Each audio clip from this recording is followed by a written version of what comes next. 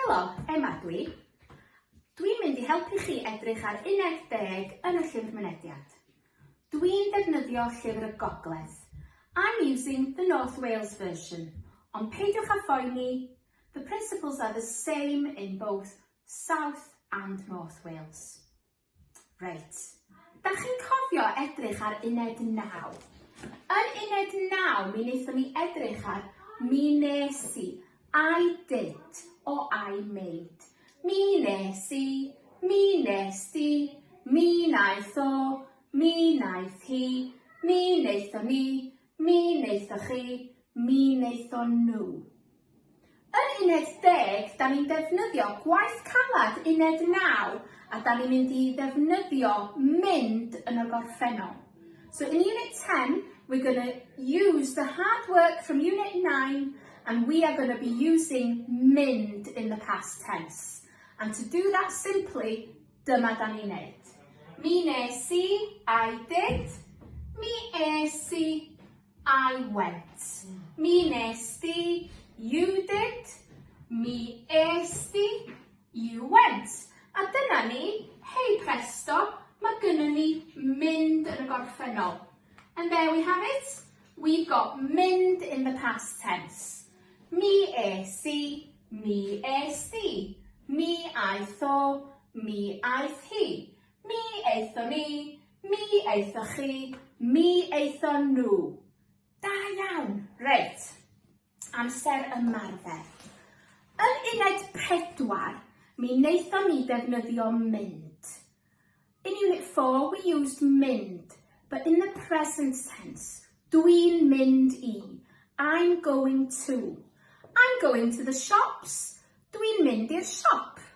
I'm going swimming. Dwi'n mynd I nofio.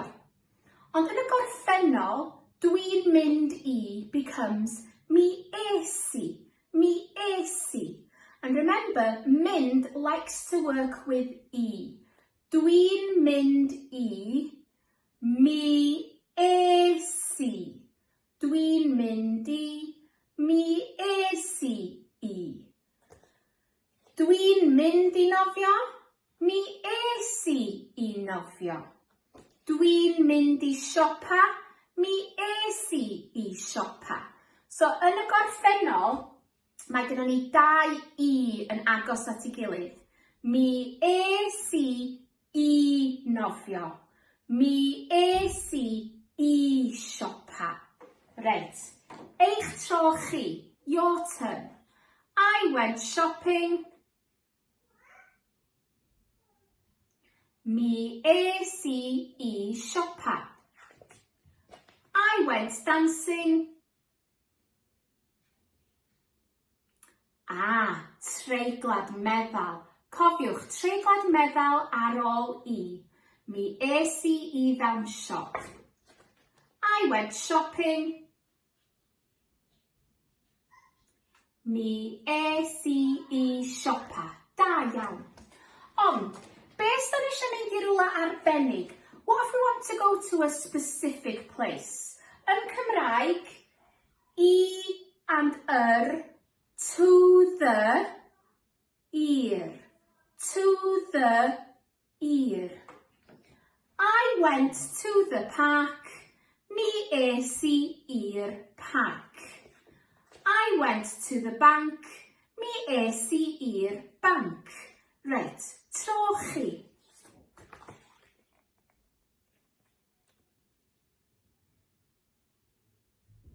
Mi es i'r parc. I went to the bank. Mi es i'r banc. Da iawn. Beth ydyn ni eisiau gofyn cwestiwn? What if we want to ask a question? Right, da ni'n cael gwarad o'r mi, rwbio mi allan, a da ni'n adio marc cwestiwn. Mewn cwestiwn agored, open question, da ni angen gair cwestiwn. We need a question word. Lle, where, lle es di, lle es di. Where did you go? Lle es di? Where did you go?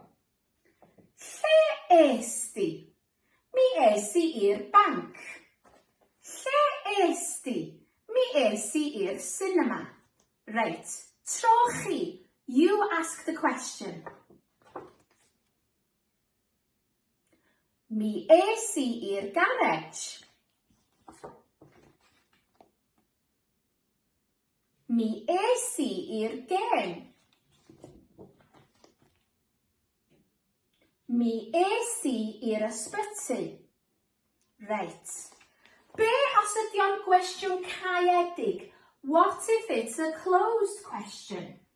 Da ni'n cael gwared y gair cwestiwn. Es di? Did you go? Da ni angen yes and no. Yes, no. Ac yn y gorffennol, in the past tense, easy peasy. Do, naddo. Do, naddo. Es di i'r gem? Naddo. Es di i'r parc? Do. Es di i'r banc? Do. Es di i'r banc? Es di i'r parc? Es di i'r gem? Da iawn. Right. Beth am y negyddol? What if we want to be negative? Right. Da ni'n cael gwared o'r mark cwestiwn a da ni'n adio ddim.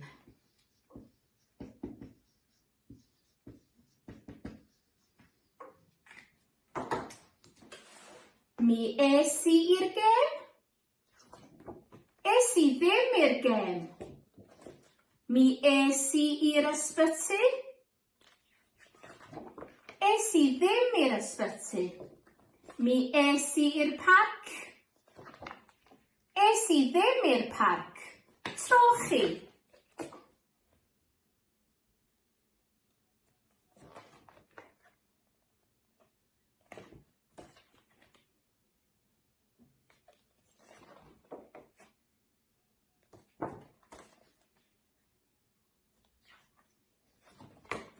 Da iawn. Mi es i i'r garej? Es i ddim i'r garej? Reit, dwi'n gobeithio bod hynna wedi helpu.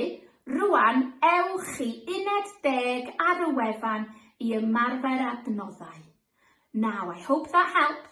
Now go to Unit 10 on the website to practice with the resources there. Diolch yn fawr. Hwyl!